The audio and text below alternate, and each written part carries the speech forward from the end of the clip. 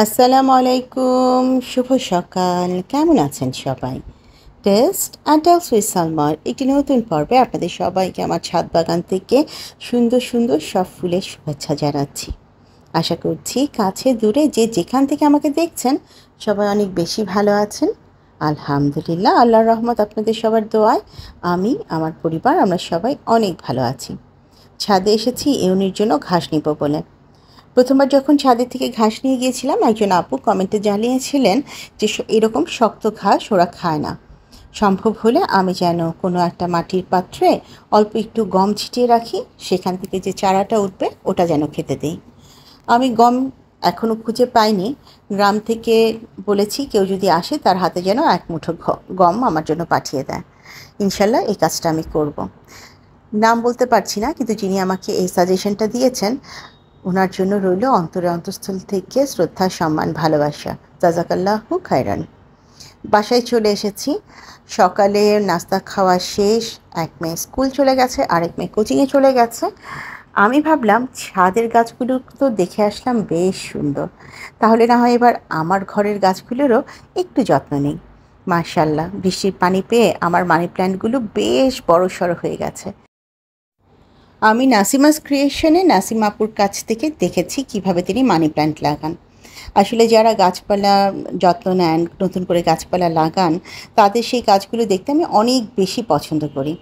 আজকে আমি যেটা করছি মূলত অন্যান্য মানি প্ল্যান্টের যেগুলো ডগা খুব বেশি বড় হয়ে গেছে সেখান থেকে একটু একটু ডগা এনে এখানে আবার একটু করে রেডি করে দিচ্ছি, যাতে এই পাত্রটাও আমার মানি প্ল্যান্টে ভরে যায়।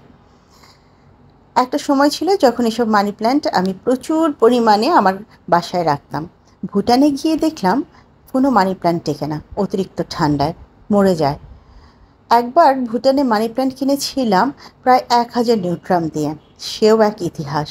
আমার মা হাসতে হাসতে গড়াগড়ি বলে, যেগুলো আমাদের রাস্তায় পড়ে থাকে সেটাও তুই 1000 টাকা দিয়ে কিনলি? তখন আমার আব্বা মা ভুটানে ছিল আমার বাসায়। আমি কিছুটা আক্ষেপের স্বরে বললাম, কিনলাম, মানি প্ল্যান্টও কিনে নিলাম। কারণ বাঙালির বাসায় মানি প্ল্যান্ট থাকবে না তা কি শোভা পায়? খুব শখ করে সেটা কিনেছিলাম। বেশ কিছুদিন বাঁচল। জানুয়ারিতে যখন ভয়ঙ্কর স্নোফল শুরু হলো যথারীতি মরে গেল। এই যে ভুটানের জেট প্ল্যান্ট, যখন অতিরিক্ত গরম পড়ে মরে যায়। দুবার এনেছি, একবারও বাঁচাতে পারিনি। তবে আমি জেট প্ল্যান্টের একটা খোঁজ পেয়েছি, সম্ভবত ব্র্যাক নার্সারিতে এটা পাওয়া যায়। একেবারে যদি কোথাও নাই পাই তাহলে প্লেনের একটা টিকিট কেটে সোজা উড়াল দেব দিনাজপুর। কাজলাপুর কাছ থেকে আমি ঠিকই জেট প্ল্যান্টের ডাল নিয়ে আসব। তখন কিন্তু আপু আমাকে না করতে পারবে না। সেদিন সে তার ভিডিওতে বলেছে সালমাপু আমার কাছে থাকলে আমি ঠিকই সালমাপুকে জেট প্ল্যান্টের ডাল দিতাম। আমি তো আমার মতন কাজ করছি, বকবক করছি। কেমন আছেন সবাই একবার বলুন তো? সেদিন না সুন্দর একটা হাদিস দেখলাম, একটু শেয়ার করি। আমার যারা মুসলমান বন্ধু আছেন তাদের সত্যি ভালো লাগবে। Allah says, stop complaining, stop overthinking. You are stressing yourself too much, and instead you should be trusting me. Where is your trust in me? I love you. I won't let you down. অনুবাদটা যদি বলি খানিকটা এরকম: নালিশ করা বন্ধ করো, অতিরিক্ত চিন্তা করা বন্ধ করো। কেন নিজেকে দুশ্চিন্তার নিমজ্জিত করছো? তুমি কি আমাকে একটুও ভরসা করো না? কোথায় তোমার সেই ভরসা আমার প্রতি? আমি তোমাকে ভালোবাসি, আমি কখনোই তোমাকে নিঃশেষ হতে দেব না। কথাগুলো এত ভালো লেগেছে, তখনই ডিসিশন নিয়েছিলাম আপনাদের সাথে একটু শেয়ার করব। গল্প করতে করতে আমিও কিন্তু আমার ঘরের গাছগুলোর একটু একটু যত্ন করেছি। কিছু গাছের পানি ফেলে দিয়ে নতুন করে পানি দিয়ে গাছগুলোকে রেখেছি। কিছু গাছ বারান্দায় দিয়ে দিয়েছি, আবার কিছু গাছ ভেতরেও রেখেছি।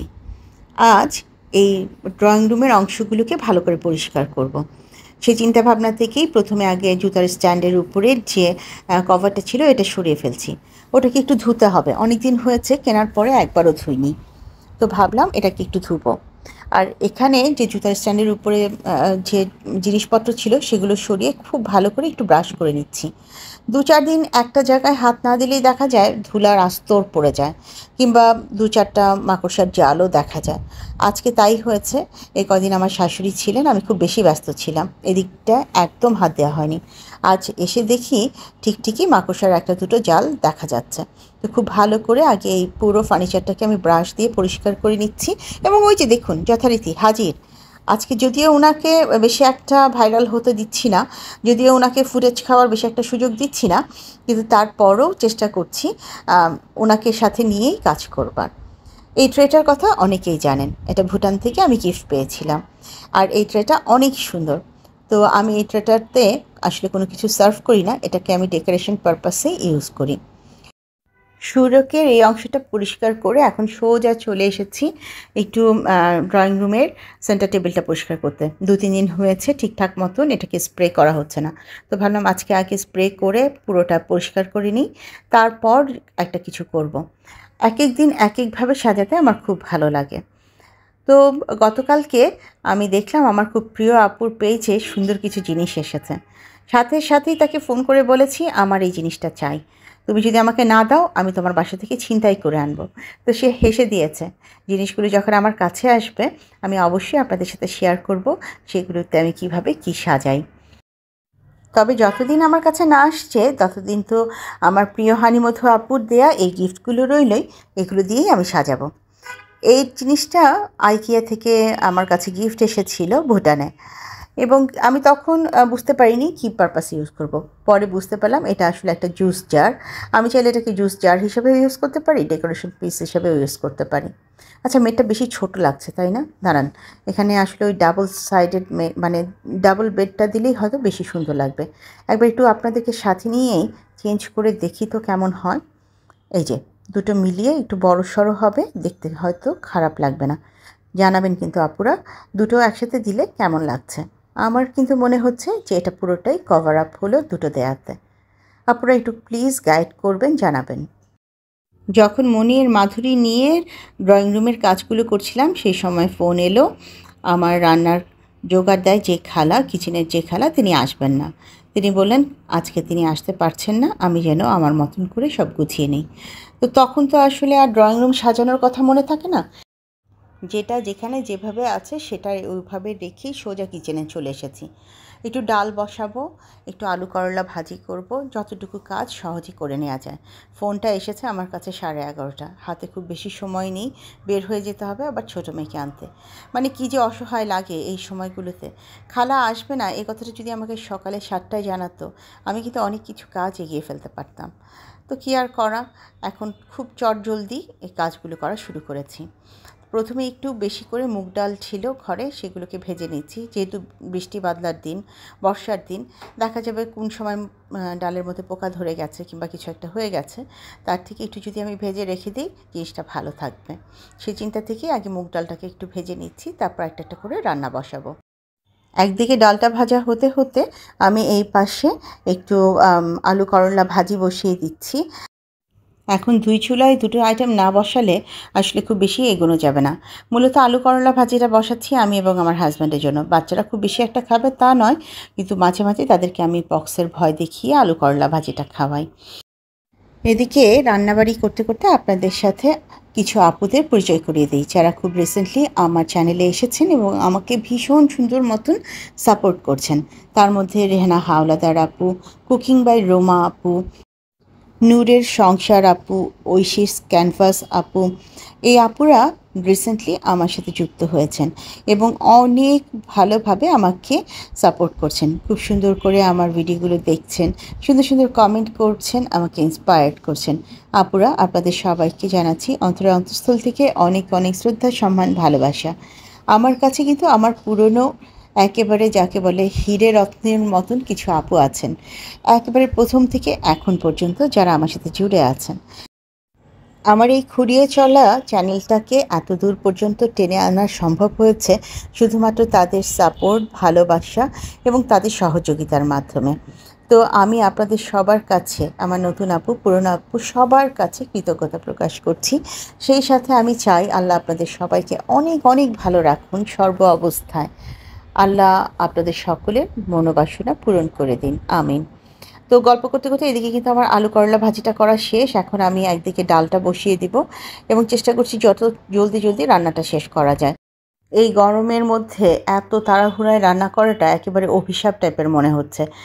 খানিকটা তো বিরক্ত হয়েছি খালার উপর, কিন্তু বিরক্ত হলে তো হবে না, রান্নাটা শেষ করে বাসার লোকজনকে খেতে দিতে হবে। আমি এইদিকে ডালটা বসিয়ে দিয়েছি, 2-4 টুকরা ফ্রোজেন টমেটো দিয়ে দিয়েছি। আর এখন এই পাশে খুব সুন্দর একটা লাউ ছোট ছোট করে কেটে নিয়েছি, সেটা একটা নিরামিষ করব। এখানেও একটু টমেটো দেওয়া আছে, মশলাটা কষিয়ে নিয়ে লাউগুলো দিয়ে দিলাম। পাতলা একটা নিরামিষ করব, যেটা খেলে এই গরমে শরীরটা আরাম পাবে। আসলে আমার বাসায় একটু টলটলে বেশি ঝোলের তরকারি রান্না করা হয়। ডাক্তার সাহেবের নির্দেশ দেওয়া আছে লবণ কম হতে হবে, ঝালমরিচ কম হতে হবে এবং যত লাইট খাওয়া যায়। তো সেইভাবে খেতে খেতে আমাদের অভ্যাস হয়ে গেছে। কিন্তু কেউ যদি আমার বাসায় বেড়াতে আসে তাদের কিন্তু অনেক কষ্ট হয়ে যায়। তারা এতটা টলটলে টাইপের খাবার খেতে বেশি একটা পছন্দ করে না। আমার শাশুড়িরই এবার অনেক কষ্ট হয়েছে এসব খাবার খেতে। তো যাই হোক, গল্প করতে করতে এদিকে আমি এই রান্নাটাও বসিয়ে দিয়েছি, অন্যদিকে আমার ডালটাও প্রায় হয়ে গেছে। এখন ডালটা সম্বার করব। আর অফ ক্যামেরায় একদিকে আমি মুরগি বসিয়ে দিয়েছিলাম, যেটার এক কষানো হয়ে গেছে। আবার আমি এখন পানি দিয়ে ঝোল দিলাম। আর অন্যদিকে মাছ রান্না হচ্ছে। আসলে চিন্তা করে দেখলাম এখন যদি অন ক্যামেরায় এসব করতে যাই আমার পক্ষে রান্না শেষ করা সম্ভব না। তাতেই আমি আমার মেয়েকে স্কুলে আনতে যেতে 15 মিনিট দেরি করে ফেলেছিলাম। কারণ আমি আসলে সামলেই উঠতে পারিনি যে এত জিনিস একসাথে করে তারপরে ওকেও আনতে যাব, রান্নাও শেষ করব। এই যে এদিকে মাছের তরকারিটা, মাছটাও একদম লেগে গিয়েছিল, তারপর তাড়াহুড়ো করে এসে পানি দিয়ে আবার সেটাকে সেট করছি। আজকে রান্নাবান্না পুরো বড়লো অবস্থা হয়ে গেছে। সে যাই হোক, যেহেতু আমরা নিজেরাই খাবো সেই জন্য এত বেশি প্যারা নেইনি। জাস্ট টেবিলে খাবারগুলো দিয়ে এখন আমি গোছলে চলে যাচ্ছি, নামাজ বাকি আছে। আর আজকাল এত লম্বা দিনেও দেখা যাচ্ছে নামাজ পড়তে আমার 2:30 বেজে যাচ্ছে, যেটা আমি জানি না ছোটো দিনে আমি কিভাবে এটাকে ম্যানেজ করতে পারবো। আর ছোটো দিন আসতে কিন্তু খুব বেশি দেরি নেই। খেয়াল করে দেখেছেন কি, বছরের শেষ 4টা মাস কিন্তু চলে এসেছে। এই 4টা মাস পরেই আবার আরেকটা নতুন বছর। কিভাবে দিন শেষ হয়ে যাচ্ছে, জীবন থেকে দিন ফুরিয়ে যাচ্ছে, কোনো প্রস্তুতি নেই। যখন ডাক আসবে খালি হাতে গিয়ে বলতে হবে আমি অনেক কিছু করতে পারিনি, আমাকে ক্ষমা করো। তার আগে যে চলুন যার যার মতো করে না হয় একটু চেষ্টা করি।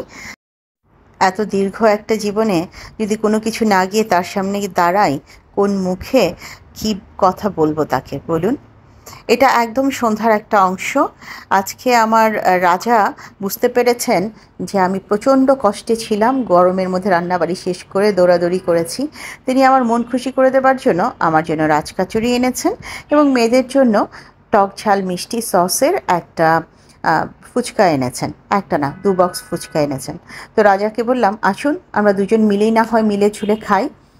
মনে অবশ্য অন্য সন্দেহ ছিল, যদি বিষ মেশানো থাকে তাহলে দুটো একসাথে মরবো। যাই হোক, দুজনই বেঁচে আছি, কাজে ঠিকঠাকই এনেছে, ভালোবাসা দিয়েই এনেছে। অনেক লম্বা সময় আপনাদের সাথে গল্প করলাম। আজ এই পর্যায়ে থেকেই আপনাদের সবার কাছ থেকে বিদায় চাইছি।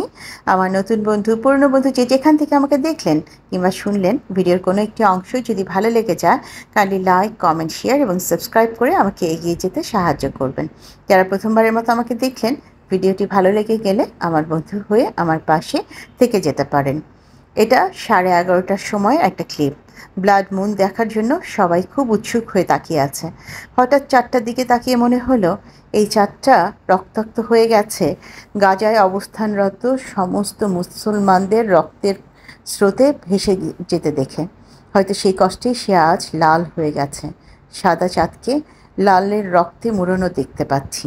জানি না, একান্ত আমার নিজস্ব চিন্তা ধারণা। আপনাদের কি মনে হয় অবশ্যই জানাবেন। আজ এই পর্যায় থেকে বিদায় নিচ্ছি। আল্লাহ হাফেজ এবং আসসালামু আলাইকুম।